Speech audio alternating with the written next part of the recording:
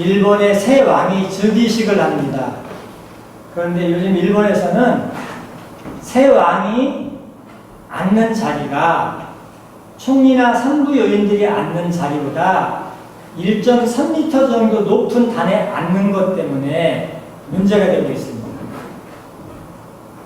일부 사람들은 일본 헌법은 국민주권이라 모두가 동등한데 왜 천황이 높은 자리에 앉느냐고 문제 제기를 하고 있습니다.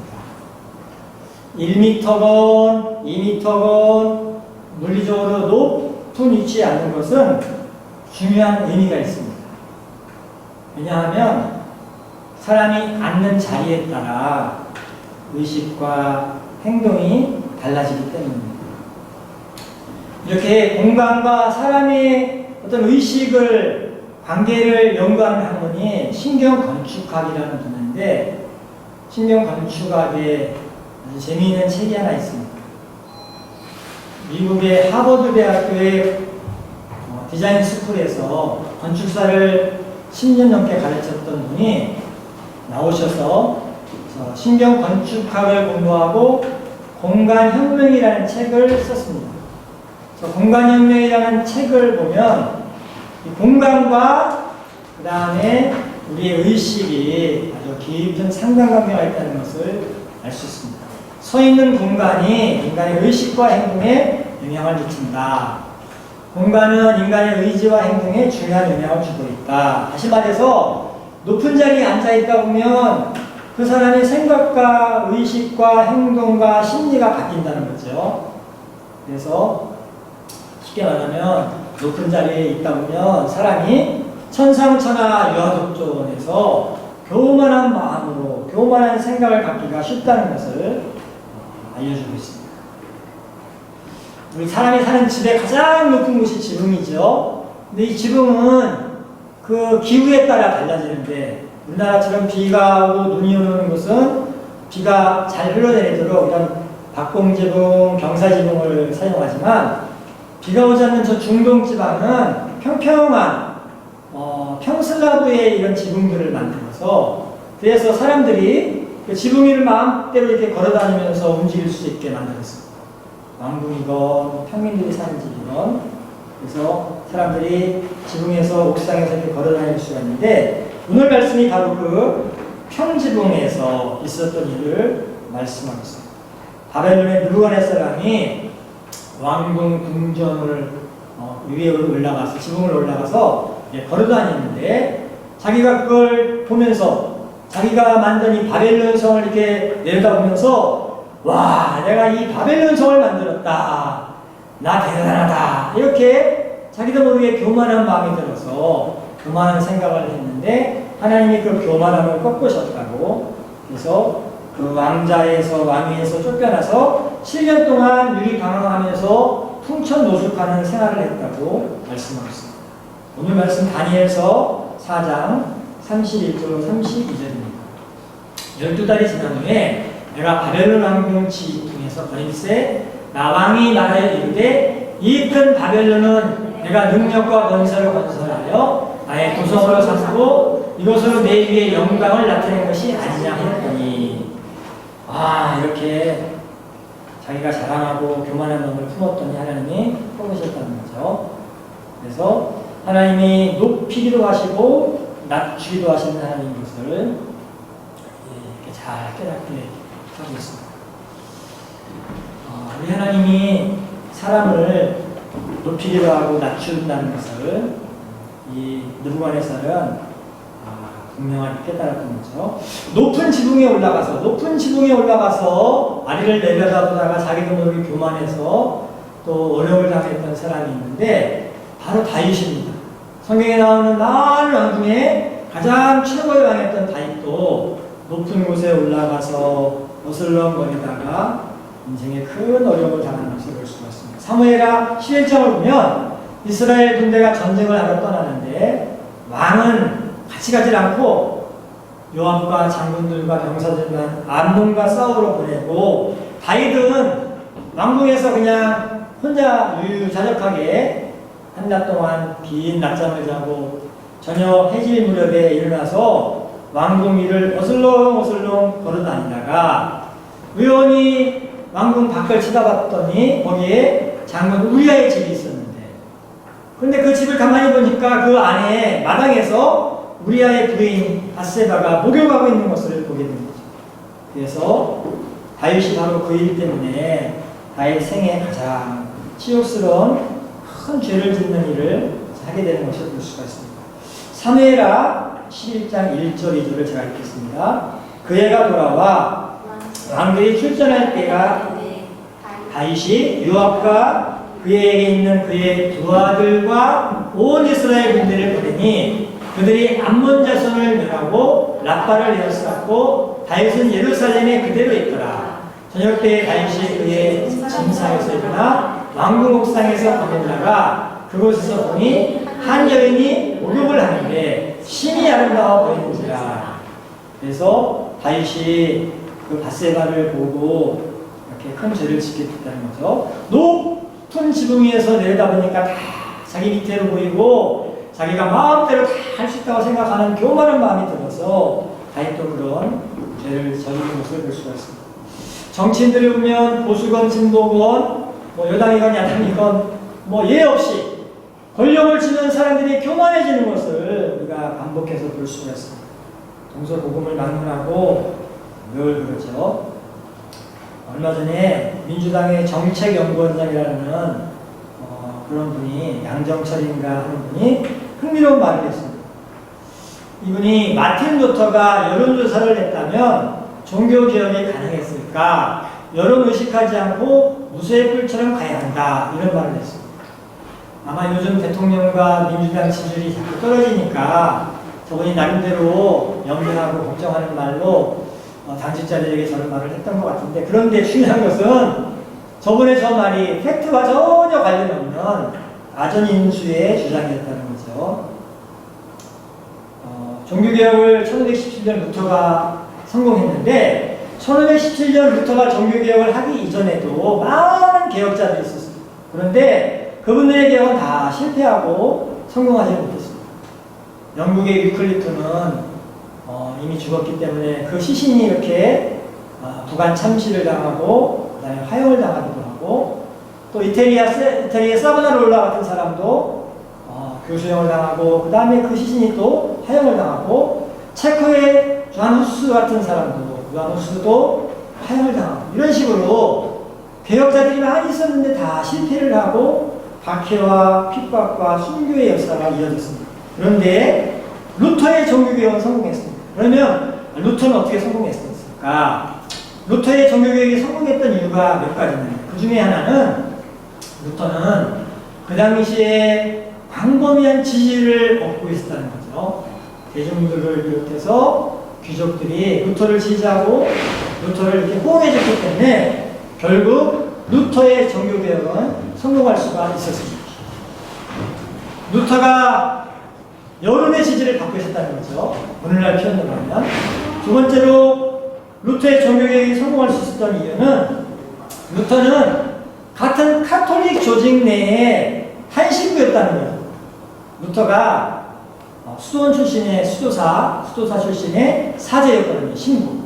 그러니까 카톨릭의 같은 한 식구였기 때문에 루터가 헛소리 같은 소리를 하고 비판을 해도 저 카톨릭 사람들은 우리 한 식구 하는 얘기니까 들어주고, 그러면서 친구 같고 하면서 개혁도 일어나고 변화도 일어나고, 그러는 와중에 프로테스탄트라는 새로운 조직도 만들었다는 거죠. 한 식구였기 때문에 그런 개혁이 가능했다는 것을 우리가 알 수 있습니다.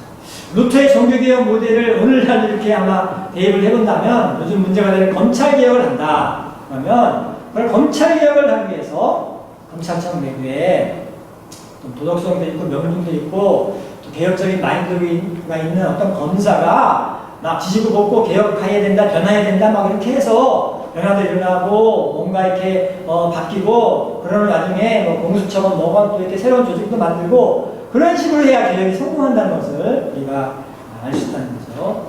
역사를 보면 혁명은 외부의 힘으로 가능하지만 개혁은 내부에서 일어날 때 이게 성공 가능성이 높은 것을 볼 수가 있어요. 카톨릭이건 교황청이건 혹은 검찰청이건 이런 건 마치 큰 강철 탱커 같은 건데 이런 견고한 조직들은 밖에서 아무리 수류탄 터뜨려도 별로 변하지 않아. 끝도 없어. 그냥 스크래치 나는 정도죠. 그런데 그 수류탄이 내부에 터져버리면 박살이 나는 거죠. 그와 비슷한 현상을 우리가 알 수가 있습니다. 양소영이라는 분이 그런 말을 하는 걸 보면 가만히 보면 상당히 교만하다 이런 생각을 하게 되면서 사람들이 이게 권력을 주면 교만하구나 이걸 알 수가 있습니다. 근데 이건 뭐 동서고금을 막론하고 우리가 늘 볼 수 있는 현상이죠. 권력은 괴물과 같은 속성이 있어서 이 권력이 한번 이렇게 탁 탐닉하고 거기에 이렇게 취하면 그 앞에 부모, 형제, 처자식, 형제 자매가 없는 거죠. 다 죽이고 숙청하고 이게 인류 역사에서 늘 반복되어 있는 것을 볼 수가 있습니다. 그래서 권력을 가진 사람들은 특별히 교만하지 않도록 주의해야 된다는 것을 우리가 알 수가 있습니다. 성경은 교만에 대해서 반복해서 경고를 하고 있습니다. 잠언 18장 12절은 사람의 마음의 교만은 멸망의 선봉이요 겸손은 존귀의 앞자리니라 길잡이니라 이렇게 말을 하고 있고 고린도전서 10장 12절은 그런즉 선진을 생각하는 자는 넘어질까 조심하라고 말을 하고 있습니다. 높은 곳에 올라서서 이렇게 쳐다보면 다 아래로 보이고 자기도 모르게 교만해지기가 쉽기 때문에 겸손해야 된다는 것을 교훈하고 있습니다.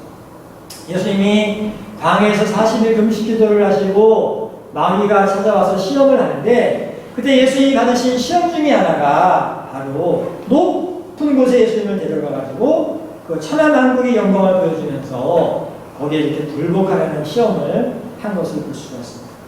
누가복음 4장 5절을 7절 보면 마귀가 또 예수를 이끌고 올라가서 순식간에 천하만국을 보이며 이르되 이 모든 권위와 그 영광을 내가 네게 주리라. 이것은 네게 넘겨주는 것이므로 내가 원하는 자에게 주노라. 그러므로 내가 만일 네게 절하면 다 내 것이 되리라고 말씀하고 있습니다. 쉽게 말해서 천하만국 영광 보여주면서 높은 곳에서 다 이렇게 보여주면서 이렇게 교만한 마음을 들도록 유혹을 했는데 예수님은 그것을 단하게 보고하셨다는 것을 말씀하고 있습니다. 요즘 화제가 되고 있는 책이 한 권 있는데 슈프림 오너십이라는 그런 책이 아주 화제가 되고 있습니다.